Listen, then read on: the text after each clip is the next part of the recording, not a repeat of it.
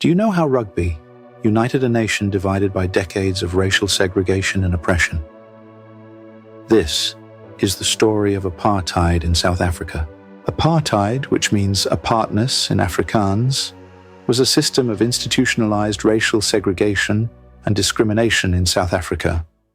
Under apartheid, the South African population was divided into 4 racial groups: black, white, colored, and Asian. The government enforced strict laws that dictated where each racial group could live, work, and go to school, as well as who they could marry and associate with. The apartheid system was characterized by a series of oppressive laws, including the Population Registration Act, which required all South Africans to be classified by race, and the Group Areas Act, which segregated residential areas. Non-white South Africans were forced to live in separate areas from whites and were denied basic rights and freedoms. They were also required to carry passbooks to enter restricted areas. At this time, a young man named Nelson Mandela was expelled from the University of Fort Hare for participating in a student protest.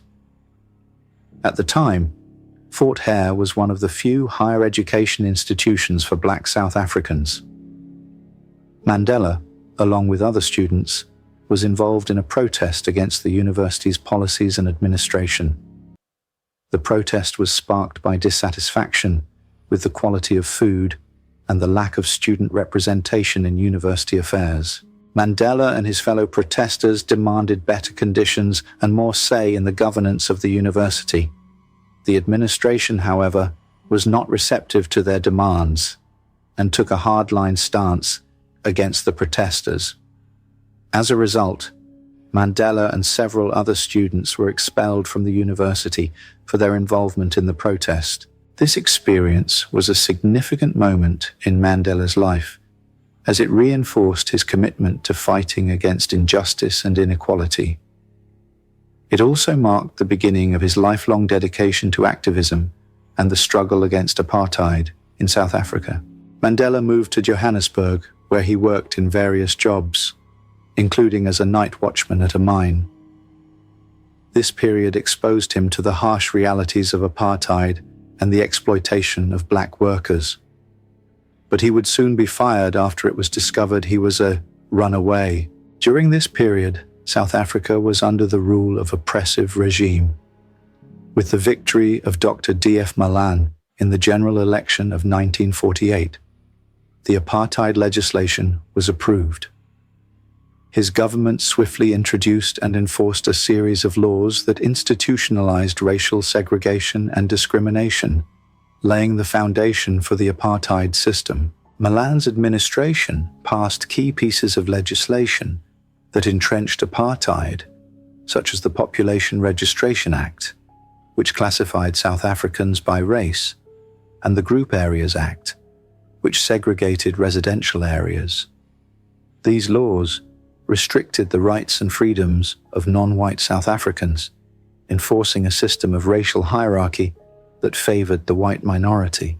Malan's policies were driven by a belief in Afrikaner nationalism and white supremacy. He capitalized on the fears and insecurities of the white electorate, promising to protect their interests and maintain racial segregation. His leadership marked the beginning of a dark chapter in South African history, with apartheid causing immense suffering and injustice for millions of people. Mandela soon became political. In Johannesburg, Mandela met Walter Sisulu, a prominent member of the ANC. Sisulu recognized Mandela's potential and introduced him to the ANC and its leaders. Sisulu's mentorship played a crucial role in Mandela's political development. Mandela officially joined the ANC in 1944. Along with other young activists, he helped form the ANC Youth League, NCYL, which aimed to invigorate the ANC with a more militant and radical approach to fighting apartheid. The NCYL was founded in 1944, with Mandela, Sisulu, Oliver Tambo, and others as key members. The Youth League advocated for mass action, civil disobedience, and strikes to challenge the apartheid regime. In 1958, Nelson Mandela's first marriage to Evelyn Mays ended due to a combination of personal and political factors. Evelyn Mays, a nurse by profession, married Mandela in 1944. Over time, their relationship became strained as Mandela became increasingly involved in the African National Congress, ANC, and its campaign against apartheid. Evelyn, on the other hand, did not like politics as she is a devout Jehovah's Witness. The couple's differing views on politics and religion created tension in their marriage. Additionally, Evelyn accused Mandela of adultery with several women, an accusation that was corroborated by later biographies. She also accused him of being physically abusive, which Mandela always denied. The strain in their relationship led to their separation in 1956, and although Evelyn initially filed for divorce, she did not go through with the legal proceedings. In 1958, Mandela obtained an uncontested divorce from Evelyn. Nelson Mandela met his second wife, Winnie Madikizela, in 1957, shortly after his separation from his first wife, Evelyn Mays. Winnie was a social worker at the time, and they met at a bus stop in Soweto, Johannesburg. They got married in 1958, but only a few months later Mandela was sentenced to life imprisonment for organizing defiant actions. Winnie Mandela would later refer to herself as the most unmarried married woman, as Mandela stayed in prison for 27 years. The couples never really lived together at that time, due to her husband's long stay in prison. Winnie once narrated an incident that happened between her and one of their daughters 8 years after her husband was sent to prison. Her daughter, who was playing outside, suddenly ran inside the house and asked her, "Mama, you said Papa is in prison for fighting for black people, and that all the black men are fighting for the black people to get equal rights in the country. But next door, Mummy, their father is at home. Why is my father in jail and the man next door is at home?" Mandela's absence meant that his daughters grew up without the presence and guidance of their father. This absence created a void in their lives, leading to feelings of abandonment and longing. Zinzi, for example, was only 18 months old when Mandela was imprisoned, and she spent much of her childhood without him. During Mandela's imprisonment, contact with his family was severely restricted. Visits were infrequent and heavily monitored, and letters were often censored or delayed. This lack of communication made it difficult for Mandela to maintain a close relationship with his daughters. As the children of a prominent anti-apartheid leader, Zenani and Zinzi were often in the public eye. They faced immense pressure and scrutiny, which added to their emotional burden. They were also targets of harassment and intimidation by the apartheid regime. Mandela's daughters had to make significant personal sacrifices due to their father's political activism.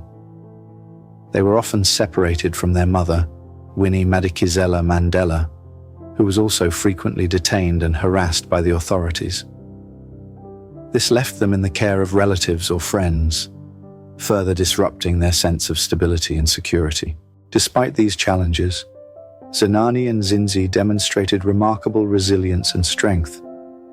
They became active in the anti-apartheid movement themselves, carrying on their father's legacy. Their experiences shaped their commitment to social justice and their determination to fight for a better future for South Africa. Mandela became an international symbol of resistance against apartheid. His imprisonment highlighted the brutal and unjust nature of the apartheid regime. The anti-apartheid movement gained global traction, with activists, politicians, and ordinary citizens around the world calling for Mandela's release. High-profile campaigns, such as the Free Nelson Mandela concert at Wembley Stadium in 1988, brought significant attention to his plight. Governments and international organizations, including the United Nations, imposed economic sanctions and diplomatic pressure on South Africa to end apartheid and release political prisoners like Mandela. International economic sanctions and divestment campaigns put significant pressure on the South African economy, making it increasingly difficult for the apartheid government to maintain its policies. In 1989, F.W. de Klerk became the president of South Africa and began to recognize the need for change. De Klerk lifted the ban on the ANC, suspended executions, and initiated negotiations with anti-apartheid leaders. Nelson Mandela and other African National Congress leaders engaged in secret negotiations with the apartheid government, which eventually led to an agreement for his unconditional release. Nelson Mandela was released from prison on February 11, 1990, after spending 27 years behind bars. Following his release, Mandela immediately engaged in negotiations with President F.W. de Klerk to dismantle apartheid. These negotiations led to significant reforms, including the unbanning of liberation movements, the release of political prisoners, and the drafting of a new constitution. In 1993, Mandela and de Klerk were jointly awarded the Nobel Peace Prize for their efforts in ending apartheid. The following year, South Africa held its first multiracial democratic elections. Mandela, as the leader of the African National Congress, ANC, contested the election. Mandela's election campaign focused on reconciliation, unity, and the promise of a better future for all South Africans. His message resonated with the majority of the population who had suffered under apartheid. Mandela's victory in the 1994 election marked the official end of apartheid. It was a historic moment as South Africa transitioned from a system of racial segregation to a democratic society where all citizens had equal rights. Mandela became South Africa's first black president, symbolizing a new era of equality and justice. His presidency was a powerful statement against the racial discrimination that had plagued the country for decades. Mandela's leadership emphasized reconciliation and unity. He sought to heal the wounds of the past and build a nation where all South Africans, regardless of race, could live together in harmony.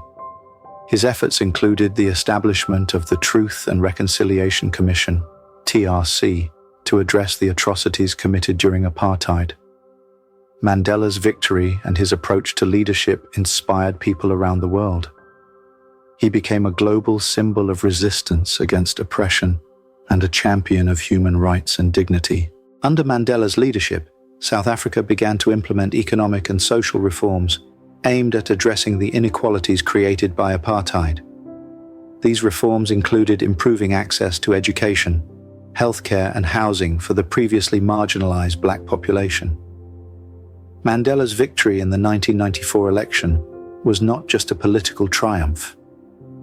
It was a profound moment of transformation for South Africa and a beacon of hope for oppressed people worldwide. His legacy continues to inspire generations to fight for justice, equality, and reconciliation. I am sure by now you must be wondering and asking, what has rugby got to do with all these? Rugby played a significant role in the elimination of apartheid and the unification of South Africa, thanks to Nelson Mandela's visionary leadership.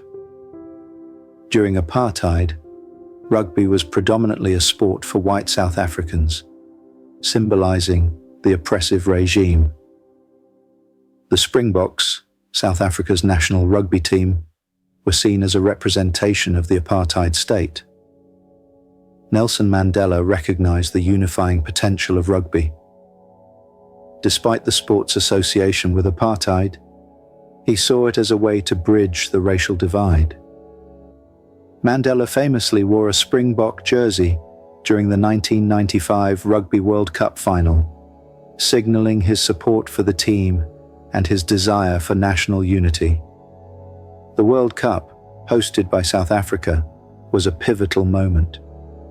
The Springboks' victory over New Zealand in the final was more than just a sporting triumph.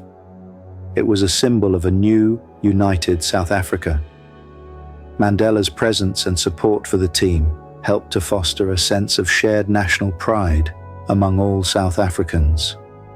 Hosting the 1995 Rugby World Cup was South Africa's first major international event since the end of apartheid. It marked the country's re-entry into the global community and showcased its commitment to reconciliation and unity. The event brought significant economic benefits, including tourism and infrastructure development. It also helped to promote social cohesion by bringing together people of different races and backgrounds to support a common cause. The success of the World Cup and Mandela's use of rugby as a tool for unity left a lasting legacy. It demonstrated the power of sports to transcend political and social barriers and foster a sense of national identity and pride. Nelson Mandela's strategic use of rugby and the successful hosting of the 1995 Rugby World Cup were instrumental in promoting reconciliation and unity in post-apartheid South Africa. The event remains a powerful symbol of the country's journey towards equality and justice. As the sun set on the era of apartheid, South Africa stood at the precipice of a new dawn, a nation scarred by decades of racial division and oppression. Yet in the midst of this tumultuous transition, one figure emerged as a beacon of hope and reconciliation: Nelson Mandela. His unwavering commitment to forgiveness and unity became the cornerstone of South Africa's rebirth. Mandela's visionary use of rugby, a sport once emblematic of the apartheid regime, as a tool for national healing, was nothing short of revolutionary. By embracing the Springboks and donning their jersey during the 1995 Rugby World Cup, Mandela sent a powerful message of inclusivity and shared identity. The tournament, hosted on South African soil, became a symbol of the country's newfound unity. The sight of a diverse crowd, united in their support for the national team, transcended the boundaries of race and history. The Springboks' victory in the final was more than a sporting triumph. It was a testament to the power of forgiveness and the possibility of a harmonious future.